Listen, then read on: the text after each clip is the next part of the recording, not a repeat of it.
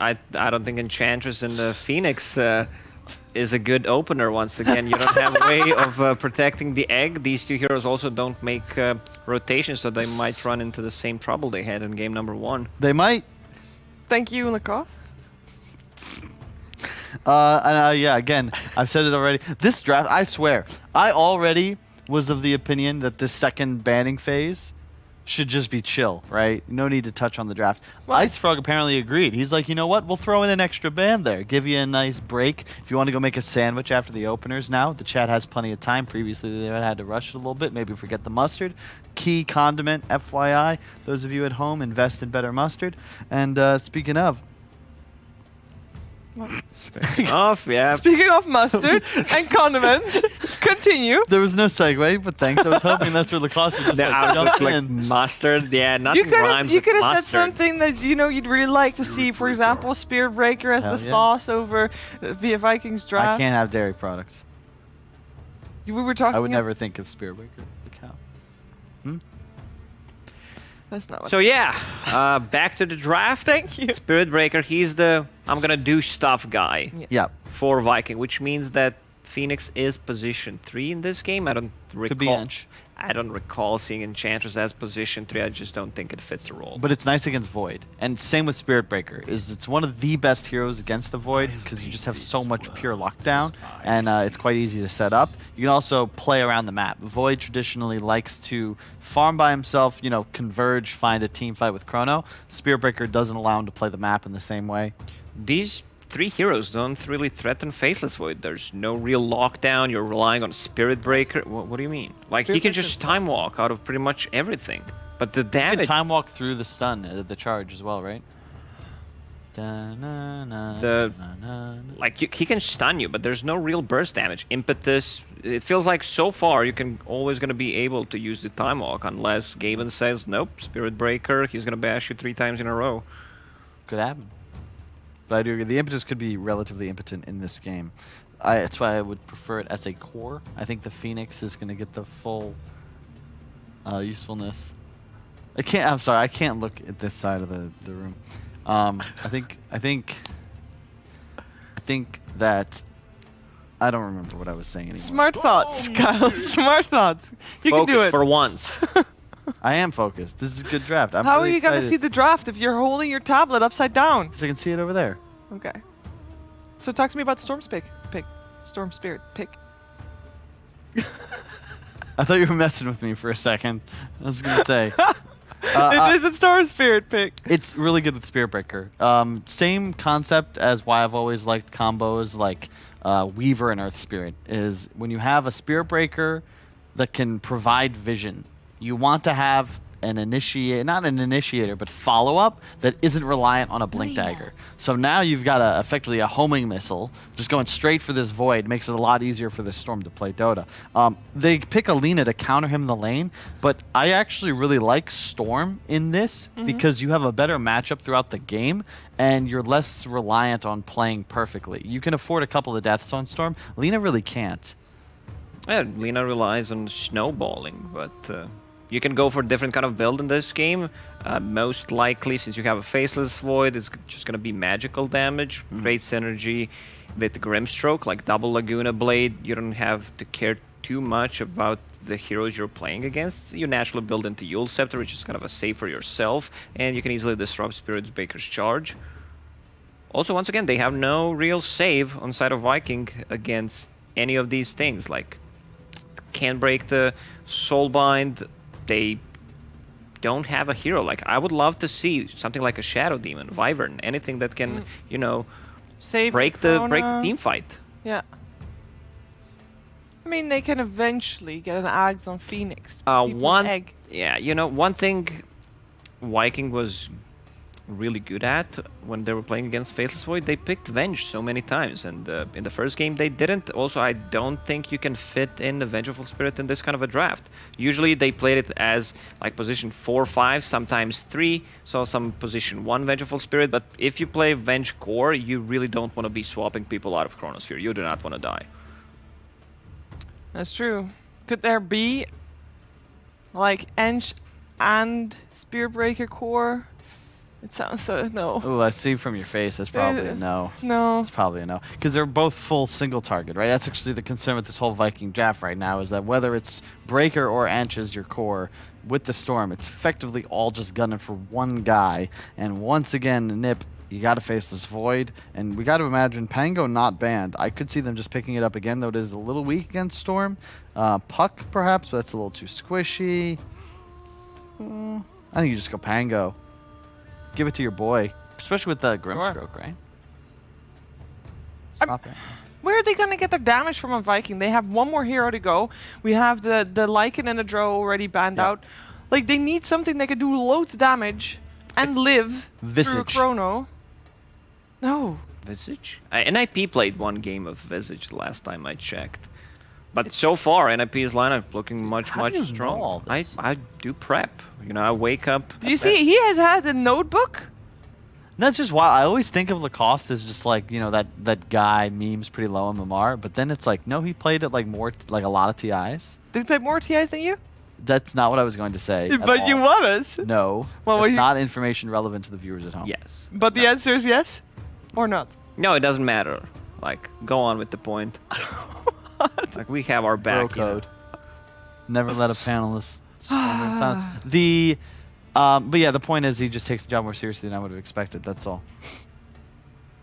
Thank you, appreciated. Carlton. That's I was definitely something that I not expected to hear from you. You know. What, that you're doing an average job? It impresses me. Well, usually you're not kind of a guy I mean, that to be gives fair, compliments. I've got higher standards for you than I do Rich. I'll be really happy if he's just here on time.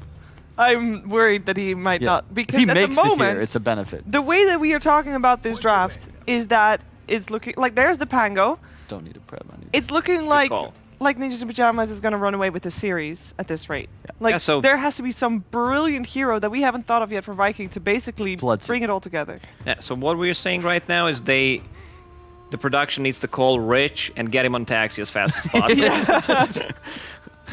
Realistically, Basically. oh, he's on his way. There you go. Look at that. Is he actually? That's what they told us just Nice. now. Very nice. We should get a cab cam just for him on. You know how sometimes when you're watching tournaments, they have like, you know, you see the players coming out of the car and you know, we walking had that into in the arena. Bukoville. Obviously, we can't have, but we can't have players on location at the moment, but we are here. So why aren't we shown walking into the studio? You know, we can have a cab cam on Rich, you know, just in the left corner. We're not. Sorry, let's do important the enough. right corner. They went Alchemist again. Alchemist. They played 2 games of Alchemist yesterday. One they won, where they had a better lineup, I would say, and one game they just got crashed by OG. OG also played 4 Protect 1, Troll mid. They had Core IO, which was pretty much IO with more items, just empowering that Troll Warlord that they had on top of Abaddon.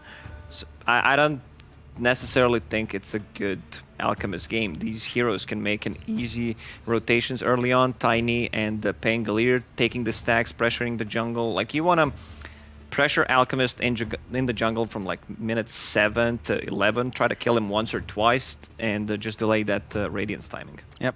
And they need a vessel when possible in NIP. I think that this is one of those picks that was necessary. I could have seen a Meepo working out as well, but Viking needed this straight up, to your point, Sheaves. Like, where's the damage? Where's the win condition? It's right there. It's the Alchemist. Should have a decent lane against the Pango, but I do fear, once again, the Storm lane middle. If Supreme gets off to a good start, the Lina can just take over. And ultimately, I have a rule. When Charlie's playing Void, Nip looked like a much better team, and I think that they're going to just 2-0 it. So it's going to be another fast game.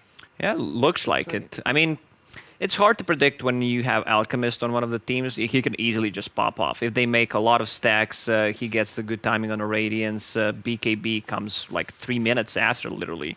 But so far, looking like NIP has this one. All right. I'm curious to see if they're going to have this one. I don't know if we're ready to go over because I think my earpiece doesn't work. But we can go to Capitalist and a sister I never knew I had, Jenkins.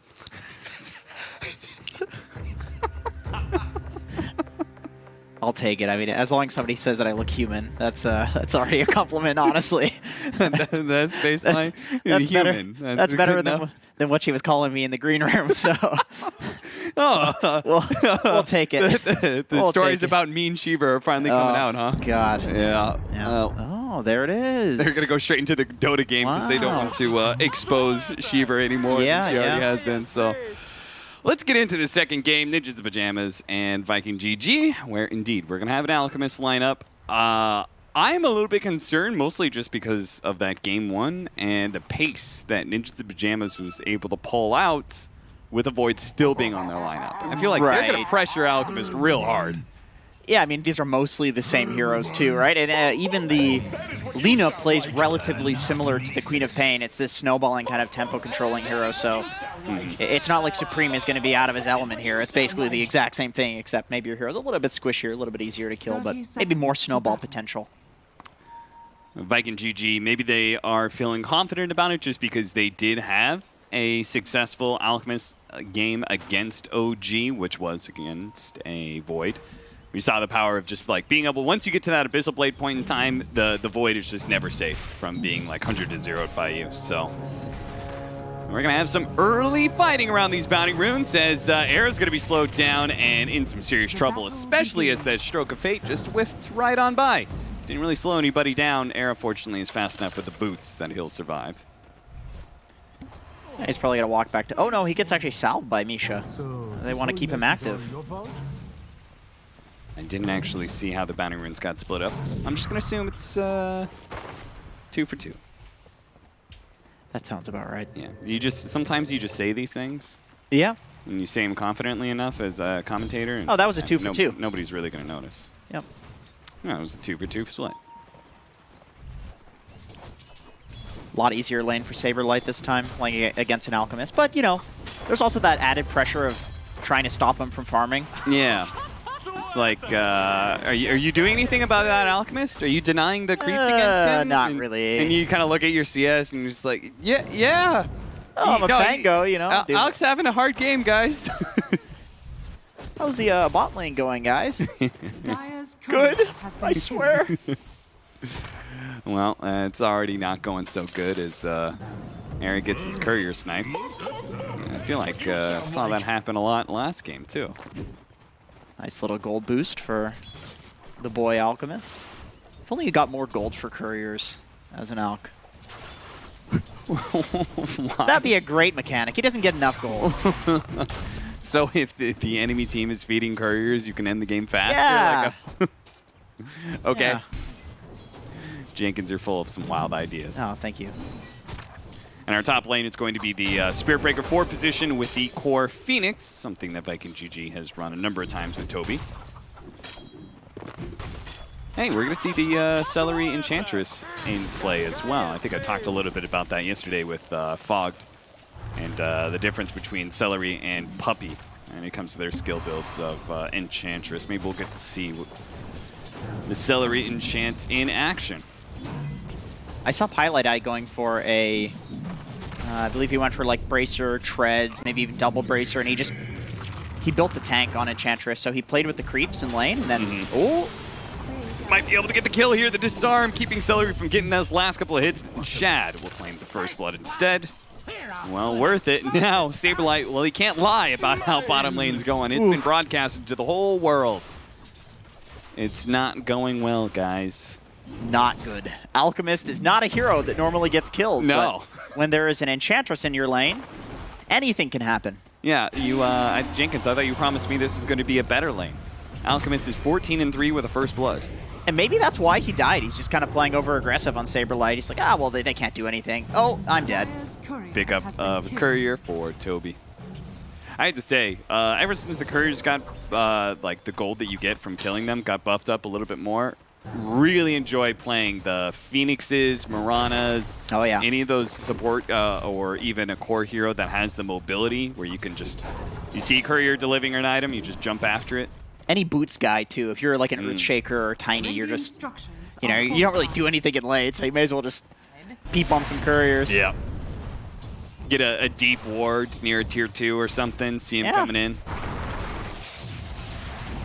that actually enough to kill him? Looks like the Enchantress was able to live. Supreme and Boom going at it once again. It's the a same mid lane thing. matchup. Oh, both of them. It's just such a miserable time being mid. They both get really, really low, but it is the Storm Spirit who ran out of regen. He brought in his bottle, got low enough, so he actually had to TP back, and he may not even be there in time for the 4-minute power runes either. So Storm Spirit is a pretty slow hero. It's pretty rough. I think Lina has probably got the bottle coming out on the courier too, so he's going to pick up the rune. Yeah. Leave it. Oh, that is nice. Nice. That is exactly what you want as a mid laner. Yeah, that's the tip. All right. Once again, Supreme getting supremely lucky with his runes. To be fair, he did set himself up in that position in the first place, because both times before 4 minutes, he is just beaten Boom down. Been super aggressive, Saberlight's dead. Again. I guess you're mortal then. Yeah, I have to say, there's one thing I really don't like about Alchemist, so much so that I've just given up on trying to pressure him in lane, is it's really hard to fight under Acid Spray. It really is. He's surprisingly decent at laning. Yeah. It's like this old narrative that, like, Alchemist is bad at laning. Oh, Charge Supreme. on in. Boom got a little bit low, and Supreme thought to himself, maybe I can get him, but he falls into the trap, the Spirit Breaker trap. He wants you to go in. He wants you to cross the river, and that's where you're most exposed. 5-minute bounty runes coming in. Era. You're going to have to try and Avalanche, stun to seal it away, but Celery sat right on top of that bounty rune, and Era wasn't able to grab it. Yeah, that was a really nice micro, too. He was keeping the bird, so it was the closest thing to Tiny, so if you wanted to toss, it was going to toss the bird. That was super nice. I'll pick up the bounty. Nice. Stupendous. It initially looked a little bit rough for Boom. Now he's back. He's great in CS, and he's up in experience over this Lina, thanks to that gank from Aramis. That's got to be one of the biggest buffs to Storm in the past, is the fact that his pull at level 1 is actually good now. Yeah. I think they change it, doesn't slow you anymore, and they maybe increase the duration on it, something like that. But ever since people started going for 1 point in it, he's actually fairly capable of killing in the laning phase. And somebody as squishy as Alina is going to be even more exposed, so... And it looks like our Lina just isn't going to play in the lane at all. Immediately goes down to bottom, where Aramis is looking to defend the supports of Ninjas of Pajamas. They're the ones who show up in force in the mid lane. Both the Grimstroke and the Tiny are kind of sitting there. Ooh, that Spirit Breaker play. I really like what's happening, bot. Yeah, he's setting up. He's scooching. He's dragging along the creeps. It's going to kill the catapult. Yeah, he tanks up the creeps. They're out of range of the tower, so the tower has to hit the catapult. That is such a nice play. Like, he legitimately, I was about to say, like, I really like that NIP is trading the potential pressure on the mid tower for the bot tower, because they're playing into an Alchemist. They want to stop him from farming this bottom area. But then Spirit Breaker just basically protects this entire bottom area by saying, hey, you want to go through 1,000 HP right now? Okay, well, I'm going to take your catapults. Super nice positioning. Like, that's just good insight into how his team wants to play the game. And I say that, he immediately walks mid and starts farming there. And still, the space does help protect your farm. As that tower stays up, you've got more of the jungle to be controlled. Shad is given the solo experience in mid lane to get his level 6, and now that he has Chemical Rage, he can clear through the jungle a little bit faster. It is a little weird having a Storm and an Alk on your team, though, because it kind of feels like they both want to just jungle a little bit behind their tower, you know? Yes. Although they can both take aggro farm. Like, you know, if you can make your way into the enemy jungle with Acid Spray, or if you can make your way into the enemy jungle with your Remnants, like, you can take aggressive farm. Like, these heroes they're fairly safe. They're hard to kill. Long jump in onto Supreme, but Era has been baiting this out the entire time. Positions himself to get the toss. They do manage to hit the LSA. That'll lead into the Laguna Blade for the kill. They baited and baited and baited Supreme, and boom! Well, he finally took that bait. Yeah, really beautiful play from Era there. Just knowing that Storm was going to zip with the Spirit Breaker. It's like, all right, Spirit Breaker hasn't been showing for 30 seconds. You know he's going to want to charge somewhere, and when you only have one person showing and it's a squishy Lina, it's a pretty nice setup. Misha and Celery walking into each other there, trying to guard the power runes once again. Storm Spirit trying to gun for Supreme, but again he's caught by an avalanche, and this is going to be chainstun. Toss Inkswell. I can't understand what is going on here in his head. He saw the Tiny. They were fighting around that rune area. Man, I don't want to say that's like tilt, because I don't think that's the right word. I really don't think tilt happens in this level of games, but it's more so like really wanting to like anxiously get back the lead by killing Supreme, who's this squishy Lina, and you know you can fountain zip and kill Solo possibly. But that was not Solo. No. He had many teammates behind him. And Era's been on point with his execution, both the Avalanche as well as the toss positioning. And as a result of Stormspear dying twice like that, didn't have a TP, okay, let's pressure this mid tower, it's pretty easy to go for. Aramis tries to go for the deny, but really just positions himself where maybe he's going to be caught as Era finally takes his opportunity to be able to jump forward. Charlie, who still has that Chronosphere, is finally going to let it go to get the kill on both supports for Supreme. I gotta say, NIP does a really great job.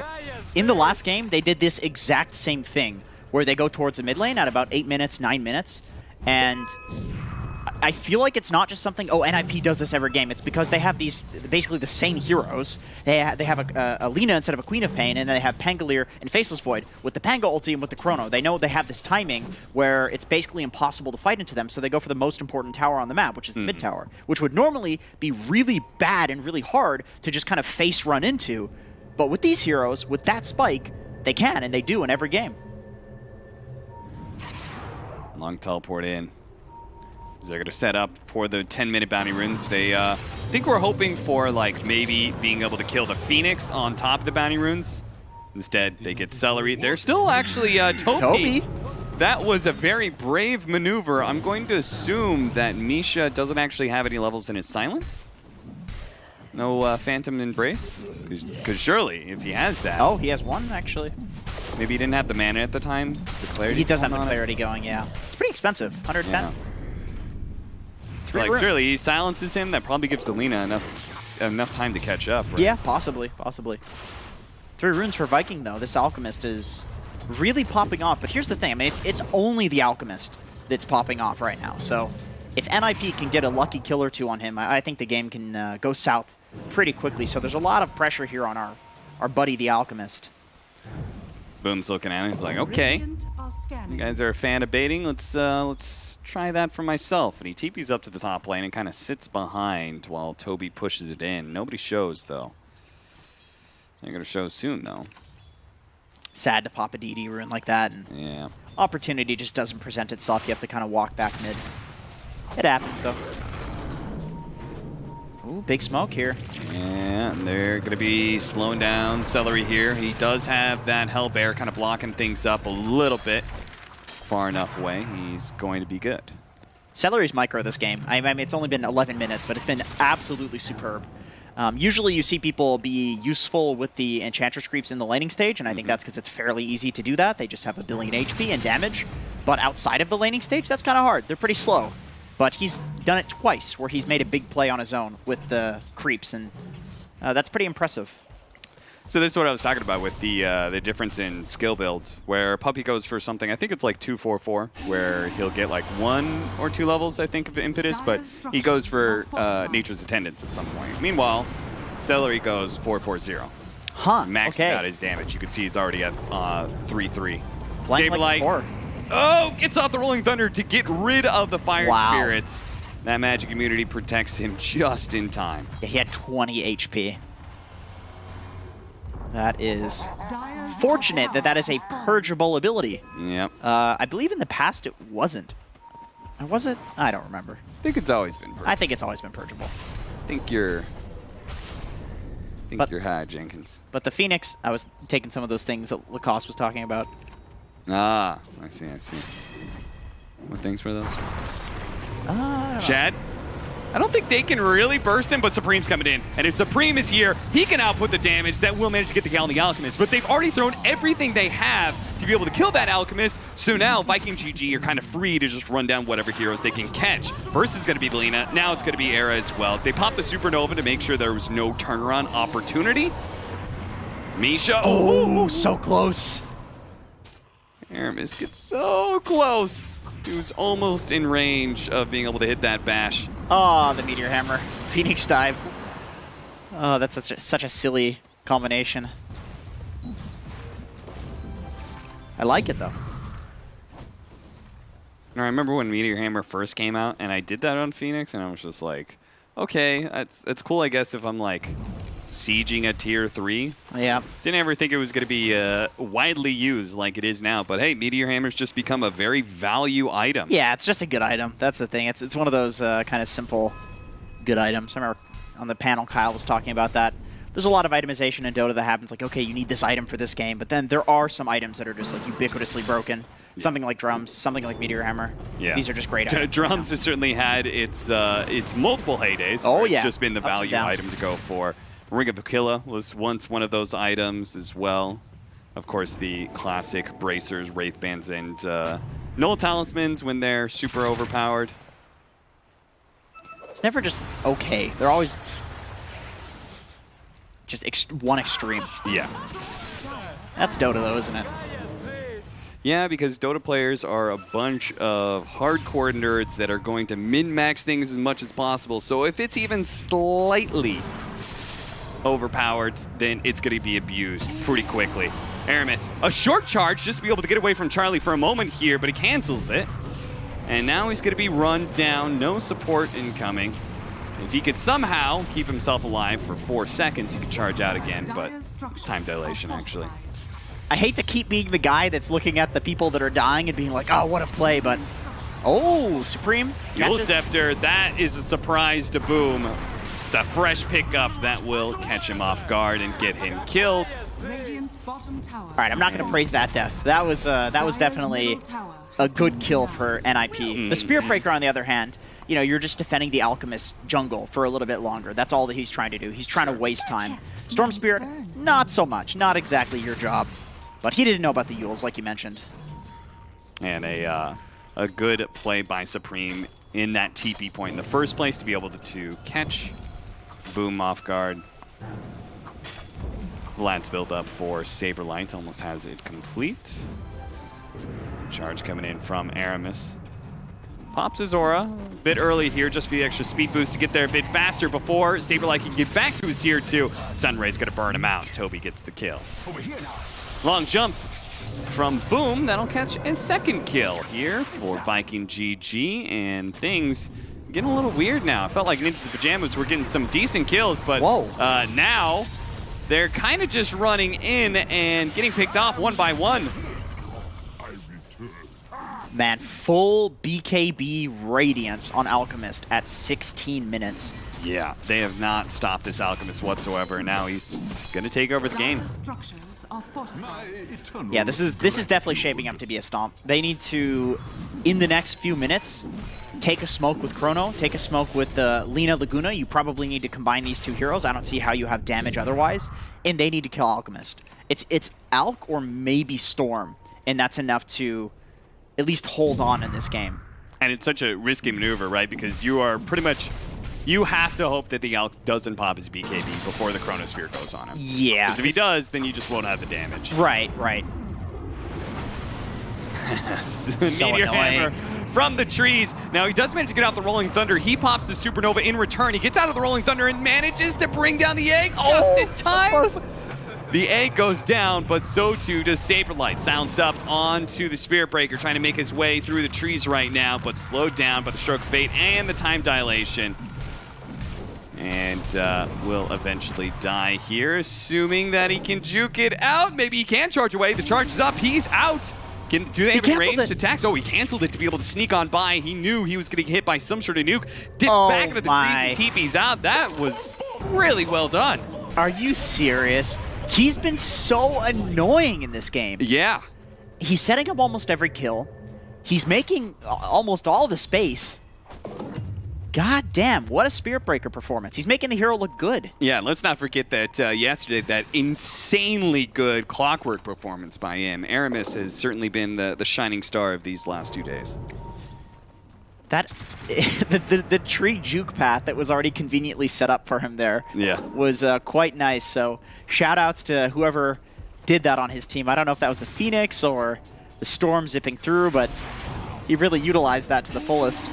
Oh, and a regen rune picked up right as they smoke and go for a gank here, and they're going to be able to catch Lina right away. The Soul Bind onto 2, though, with the Rolling Thunder on through. If he stops this damage, then Supreme can turn around, get off the LSA, and completely turn this fight around. And look at that, Saberlight bumps Celery back up the cliff. How you doing, buddy? Come meet my friends. 9-12 now. Ninjas the Pajamas do actually win a nice fight. Down by 10k net worth, though, and an Alchemist looming ever large in the horizon, getting bigger and bigger. We previously talked about how there's a lot on this Alchemist's shoulders, and the more and more his team runs in and dies, the more true that's going to become. But he does have a big gold lead. What do you think about this build-up by him? The heart as the third item. I think this makes sense against the Chronosphere. I think there's a lot of one and done from NIP where they just press all of their abilities and then they don't have much damage left. And so if he can just survive that, he is going to be immortal, which we saw in the previous day. Now, what about, is there like a bit of problem with him just having enough control, though, at that point in time? Because we saw yesterday the big advantage he had with the Abyssal Blade was that it was a constant threat to a Faceless Void. Yeah, that's true. That's true. He does have the Spirit Breaker to work with this game, though. I think he's been doing a great job at this, BKB piercing disable if Faceless Void does get the BKB. So it's a little bit different there. And we also have the Storm, who it's not the most reliable good lockdown, but it's something. Like I think they have enough disable for at least this point in the game. He's going to want an Abyssal later, though, of course. Just too effective. And that's kind of where I was hoping to lead to, is just the difference in the surrounding heroes behind him. He has so much catch from a Spirit Breaker and a Storm Spirit that he can kind of rely on his team to do the heavy duty. Right? He's actually going for an AC before he goes for any potential Abyssal Blade. Yeah, that makes sense. I mean, if you're going to go for the heart, you might as well go for the AC as the next item, and your effective HP is out of this world. Right. One thing about these non-agility carries is that you don't realize they actually have terrible armor in the late game, and they can just melt. And so, you might want somebody else to get an Assault Cuirass, because it's like, well, it's an aura, so that way you can have the slot for something else. But you need the armor. You absolutely need the armor. We see a different game, comes a different build from Charlie as well, but they're smoked up right now. They see Shad, and they're just like, whoa, no, okay. I don't know. I don't know if we can really go on that guy. We kind of have to go on everybody else on his team. And so maybe they're going to try and make their way around the back line if they still really want to take this fight. The ward's been taken away from them, though, and this fight becomes a lot harder. Now that they no longer have that vision, Saberlight came in from the side, but Shad just seemingly had the nose in the right spot. Was constantly in front of Ninjas the Pajamas as they tried to make their way through the jungle and around. Now they've got the vision, though, to be able to charge and start this fight. Potentially nice Supernova on the high ground. That is it for Ninjas Pajamas. They say, nope, we're not taking part of this fight. And that actually makes it really good for them. One big team fight ability down, but can they actually win the follow-up? Now they got the Chemical Rage. Era goes in and throws back Toby. Toby's going to be silenced here. Saberlight and hot pursuit with the Rolling Thunder. Sure, they're going to be able to kill the Phoenix, but it's the Alchemist right in the middle of all of these heroes. Supreme needs the help. Soulbind on to 2. That's going to be able to slow down these heroes and help get Supreme back to this tier 2 area. They're playing an in and out game right now because they know the Chemical Rage is going to be wearing out soon. Here comes this Faceless Void, who still has his Chronosphere to be rocking here. Time Walk coming up. He's going to be able to catch up to this Alchemist. He can try and go for this one now. The BKB's gone. He throws out the Chronosphere, but boom! He goes in the back line trying to disrupt all this damage. Goes for Lina, takes him out, and takes away some of the follow-up, but Charlie by himself was good enough to be able to bring down this Alchemist, and now they don't have the control anymore to be able to stop Charlie. Boom! Now out of mana as well. Tosses Charlie over to finish off that kill. Double for Charlie. Once again, Ninjas of Pajamas very patient in a lot of their teamfight execution. Yeah, that was 100% about the patience there. When that egg comes in, they just immediately get out and they say, okay, this is our opportunity. You might be afraid in this game, just seeing how big the Alchemist is, that, okay, even without egg, maybe they can fight us, but they take that opportunity because they think, okay, well, are we going to let him get more farm? Toby gets a little bit too close here. The Gold Scepter actually saving him from the toss, and Aramis also trying to bail out this Phoenix, using that rapid movement speed to be able to get away. Just first hit bashes Charlie underneath the tier 1 tower, forces out the Time Walk, and Charlie's in a bit of trouble here. He doesn't have a Time Walk for one more second, tries to get close, but the impetus damage was still enough to get the kill. Just like that, a Roshan fight that looked a little bit free for Ninjas of Pajamas turns right back around. And maybe it's Viking GG who have the free opportunity here with a Roshan that's already down to 3/4 HP. A buyback immediately with Charlie, but he doesn't have the Chronosphere. So is Viking GG going to be that threatened by a Void with no Chrono? Seems like not. Shad is going to be going for it for now. They're throwing in a lot of damage into the pit right now, but the Chemical Rage is keeping Shad plenty healthy. A little bit farther up, we have Era. He's going to be able to blink in, tries to go for it, but Shad already activates BKB, who's going to pick up the Aegis, and Shad, he stashes it away and punishes Ninjas in Pajamas for daring to be able to stop this inevitable Roshan for Viking GG. Gets 2 kills, and looking for a third as Supreme pops his BKB to be able to run away. The supports don't have that same kind of luxury. They have that zip that keeps up with Supreme, and now the BKB's worn out. Boom. He's got one more zip in him, but a blink away from Era will keep him alive. Man, that dieback. That kind of seals it. I don't know how you kill an Alchemist twice at this point with this amount of effective HP that he has. It seems like a lot. Yeah, and Viking GG, knowing that, are they just going to go straight up to the high ground here and just kind of like force it and say, okay, do it. Try and kill him twice, see what happens. Dire's middle tower has fallen. Or do you think they're going to play a little bit more patiently and just be like, well, we've got pretty good late game. If we control the map, then we're just going to win in 15 minutes. You know, I think waiting at least for the Assault Cuirass on Alchemist, because he does have low armor. You know, he picks up that plate mail, and all of a sudden his resistance to physical basically doubles. Yeah, we saw once Chemical Rage was down, the Faceless Void actually did pretty decent work. Yeah, it was not bad. Really not bad. And with the AC, of course, you're going to have a lot more damage versus those buildings. So I think with the lack of tower damage that they have on Viking, it just makes a lot of sense to wait for that item. Sure. But still, plenty of yardage to go here. This Aegis in hand. Toby using Sunray trick to get off the map while he makes the long TP to an outpost. That was a long one. Viking GG looks like they're just gonna clear up some of the objectives still on the map. The classic double tower push into the off lane. It's like these towers stay up for so long, they're not really a big focus, but at some point in time, once you get strong enough, you can guarantee, okay, we're definitely bigger than them. They won't take team fights. You just take both of them. Right, it's more like, you just don't really care about those towers too much, and you're not really strong enough to enter into the enemy triangle, but then you get to a point where you just have this advantage, and of course, entering into the triangle becomes your next priority, because if you can cut that area off, then there's basically nowhere for them to farm, because that's the safest area. That is the Fort Knox of farming in Dota 2. And it's one of the happier moments for your supports as well. Tier 1, Tier 2, big piggy banks of gold go down, and they're like, oh, shit, I've got an item. Oh, yeah. Really, at that point, they're just kind of, they're just waiting to be taken, you know? They're asking for it. They really are. Juicy piggy banks. 20,000 net worth lead for Viking GG. Ooh, slightly that's deceptive because it's an ALK, but still. Only slightly. Only slightly. You take away like half of that net worth, and I think it tells the true story. Which I is think they're so. still up by a pretty healthy amount. Yeah, I think that's fair to say. God, Orchid is so cheap now. You just pick up a Bloodstone, and a few minutes later, boom, you got your Orchid. There's the AC. I'm going to finish up the Tier 2 at the top lane. Boot to Travel was the choice for Arlena, so I guess he's going to be opting for trying to like just push out the side lanes as much as possible. I think that's fair. Just, one way that you can win a fight with a disadvantage like this is, creating a disadvantage on the enemy team via making somebody come back to base to deal with your push. Because Lina does right-click pretty hard, so you have to be a little bit worried about your towers. My question is how effective he's going to be able to be at that against a Storm Spirit plus Spirit Breaker. Yeah, I don't know. Maybe he can sit in the trees and push in the wave. Misha quite literally gets run over. You are not safe, even right outside of your base. Yeah, you can see you can play super fast with that Storm Spirit as well. Almost catches Era, who cut a creep wave here at top. Fortunately, Era was very fast. Killed it, TP'd out immediately.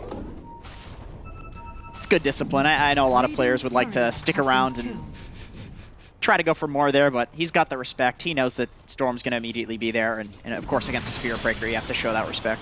Ninjas Pajamas are fully into the guerrilla tactics of this game right now. Absolutely. You see Charlie position himself, intercepts a courier, time walks away, TP's out. He's gone. Yep. Everyone's doing the same thing, which is playing on the enemy side of the map, doing something sneaky and TPing back. Era's trying to make his way out of the base up top. You can see him doing his his woodsmaning up there, cutting through the trees and hoping to Gaben that there's no lane ward catching him. Yeah, now they gotta actually get outside of the base for another reason, as the next round of neutral items is up. Oh yeah, that is a... That's a nice little stack. If they could come through, kill Celery, and kill some of these neutral creeps, get some items for themselves, it'd be a nice little bonus. Killing streak added on to that as well. That's a window, you know, that lets them, like you said, farm the items. That's really all this does, though. I don't think they're... Okay, actually, they're going to go for more. Yeah. They want to blow this game wide open. I mean, I think they're going to need to get about 7 more kills to do so, but, you know, that's a start. 7 more kills. We'll keep a counter. Yeah. I'm going to hold you to that. What do we have, 1 or 2 so far? Dire are 3. scanning. What? Does Enchantress count as 2? Because there's like a deer, and then there's a... No. Also, you said that after the Enchantress kill happened. You said 7 more kills, like, after Enchantress is dead, they smoked. Do you always Just to remind you of what you said 20 seconds ago. Do you always make things up when you're casting, or is it just with me? Just throw me under the bus here. Ridiculous. You know, it's the trial by fire that we do here at the Omega League. I know you're a little bit new to this casting thing. Yeah, you're that's- just a big YouTuber, but that's here fair. on Twitch, you know, we have to play with the live commentary. You can't go back and edit this. Yeah, you know, whatever makes you feel alive. Fire's the thing for you, then it's 2020. Oh, speaking of fire. That fire is burning Era. And it's going to be enough. Get him killed. I love it when people just go AFK after they know they're dead. They accept their death. Oh, look at this. Immediately TPing to the other side of the map because 30 minutes is coming up, and they're saying they want to take this outpost. They want the experience really badly. This is where we can catch them and maybe finally get enough kills to go for the high ground. Charge on into Saberlight. Can't get away from him. If he gets a nice bash in here to stop the swashbuckle, but he doesn't get the hit in time, and that very likely means Bash? Saberlight's Bash? going to be okay. 1 hit. The bash wasn't there. I know we were praising Aramis, but honestly, I think if he was a good player, probably would have bashed there. That is very true. Should really practice that. Practice bashing. Another Arcane Rune. 19 Bloodstone charges. He is a happy boy. Toby catching up. Yule Scepter into the Meteor Hammer. Misha.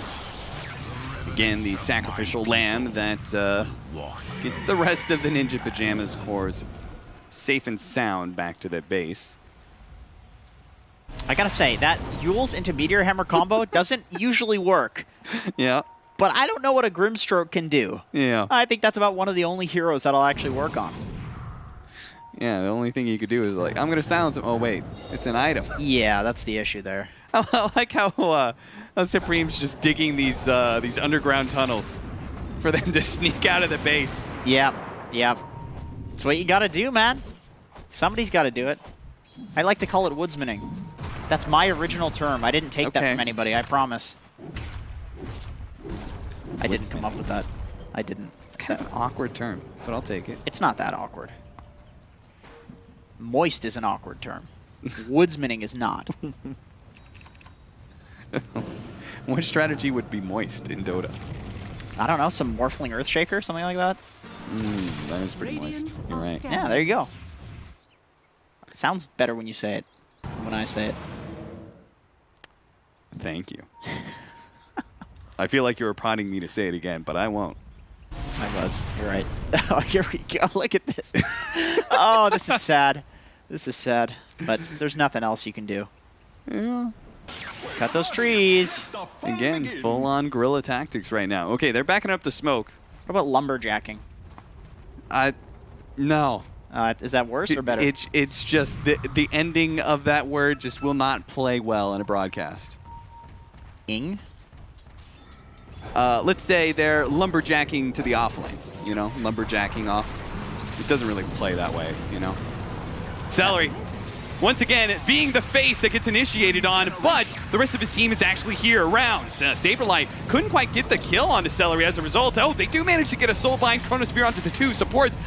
They can actually kill Toby. Maybe this would be somewhat okay, but Shad is just going ham right now, the damage. They don't even kill Toby, so he gets off the Supernova with the Sunray. On top of that, Charlie activates BKB and Time Walks, but where are you going to go? You can't run, and you certainly won't be able to hide. Not from Boom, who can keep up with you every step of the way. A very ill-timed fight for Ninjas in Pajamas, who thought once again they were just getting a simple pick off an Enchantress. but this time around it's a bit different. I like that Viking are spamming the box too. That means that they completed the highest level of Aghanim's Labyrinth. It's the pronunciation according to Slacks. All right, too many people are going to buy into the fact that you believe that's how it's pronounced. Yeah, he believes it. I know he believes it, but for the sake of yourself as an analyst, you've got to appear a little confident to the audience. I'm not gonna break his immersion. He's believed this his whole life. Imagine telling this boy that he's been mispronouncing something for like 20 years. That's true. We've been keeping the secret about Sansa away from him for quite a while. Come on. Don't do it to him. And that net worth, it builds and builds and builds. And Viking GG feeling more and more confident because, well, they beat a Void last time with just yesterday with an Alchemist. And they're kind of saying, well, it's even better this time because we actually have a Stormseer into the late game. We've got a lot of good Aghanim Scepters to be given away. And so we'll take our time claiming this victory. We want you to be mentally exhausted going into Game 3. It really does seem like a good Void counter. I hate to call it a counter, but just from the 2 games that we've watched, I mean, I know it's not a large sample size, but with the way that the new heart works, giving you regen while the team fight is actually going, it's so good against the Chronosphere. And at the timing where Void is going to start fighting you, like you're going to have BKB, you're going to get the heart soon after, it kind of feels like there's no items Void can farm to deal with it. Saberlight bumping into both the Phoenix as well as the Spirit Breaker as they try to jump into this base and get the control to Charlie and make sure that damage dealer is gone. And with the carry out, Ninja the Pajamas are surely just going to fall apart inside of their own base here. GG is quickly called by Misha after seeing that. No buyback for the Faceless Void. I kind of feel like the game has been over ever since that dieback on Charlie. Yeah. That was a rough one. They kind of all-in on a Roshan fight that didn't go so well.